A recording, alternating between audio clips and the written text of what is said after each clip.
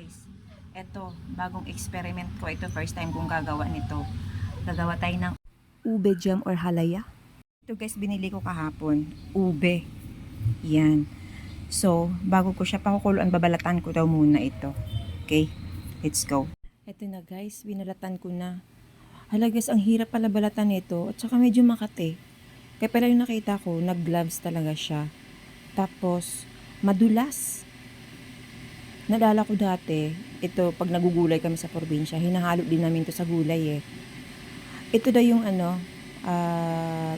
ube na magandang klase, pag violet talaga, kahit hihiwain mo, yung laman niya violet, magandang klase daw ito. Ayan, at marami pang ugat-ugat, kaya kailangan tanggalin.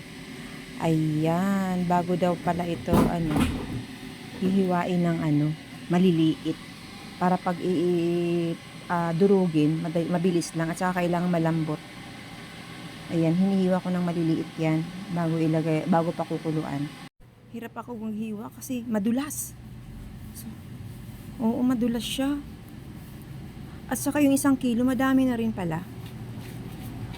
Ito na nga, kusinirang dating ko dito. May towel pang nakalagay sa balikat. Ayan, hiwa-hiwa.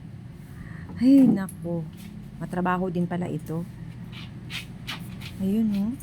Ito na nga, so good luck. At ito na nga, nahiwa ko na ng maliliit. Nilagay ko na sa kaldero and then lalagyan natin ng tubig. Ayan na nga guys, nilagyan ko na ng tubig.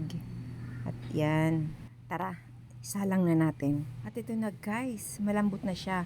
So ginawa ko, inismash ko ng mano-mano sa kamay. Masakit sa kamay. So ang ginawa ko, binblend ko siya. Ayan, ito yung resulta ng blend ko. Ginamitan ko ng blender. Ayan, so maganda kasi parang pinong-pino. Guys, nilagyan ko na ng butter. Ayan. Ayan, hahaluin mo yan guys hanggang sa matunaw yung butter. Ayan. Hahaluin. Pero ang ganda ng texture niya, pinong-pino. Ayan, at nilagyan ko na ng evap. Ayan, 1 buong evap yan.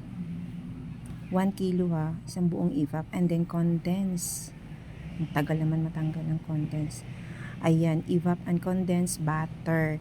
So guys, nunid mo na lagyan ng sugar kasi matamis na, may condense na siya. Pero optional, kung gusto mong medyo matamis, tikman mo siya. Tapos, magdagdag ka na lang ulit. Or kahit pag sugar na lang ang idagdag nyo. Optional yun, nasa sa inyo.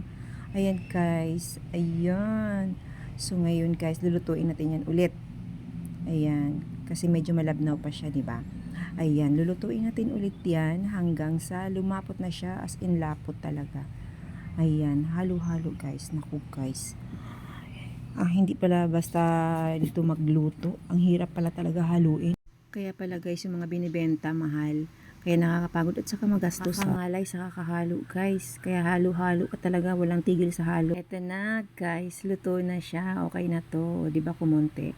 O 'di ba? Kanina sobrang labnaw, parang watery siya. So ngayon hindi na, 'di ba? So done na guys, luto na. So ngayon guys, ililipat na natin doon sa microwavable. Ayan, mas masarap ata ito malamig. Ayan, ayun na guys, ang sarap. Let's eat. Tikman natin guys. Tara. Thank you for watching.